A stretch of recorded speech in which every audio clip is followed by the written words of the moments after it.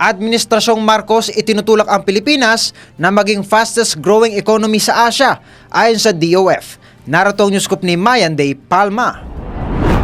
Itinulak ng administrasyon ni Pangulong Ferdinand Marcos Jr. ang Pilipinas bilang bansa sa Asia na may pinakamabilis na paglago ng ekonomiya ayon sa inilabas na statement ng Department of Finance. Ayon kay Finance Secretary Benjamin Diokno, sa kabila ng iba't ibang hamon gaya ng mataas na inflation, mabagal na paglago ng pandaigdigang ekonomiya, trade restrictions at geopolitical tensions, nananatili ang bansa bilang isa sa brightest spots sa rehiyon. Matatanda ang lumago ang ekonomiya ng Pilipinas ng 5.5% sa unang 3 quarter ng taon. Makikitang ang bansa ang may pinakamabilis na paglago kumpara sa major economies ng China na may 5.2% growth, Indonesia na may 5.1%, Vietnam na may 4.2%, Malaysia na may 3.9%, Thailand na 2% at Singapore na 0.5%. At yan ang aking news scoop. Ako po si Mayanday Palma, nagbabalita ng tama, naglilingkod ng tama.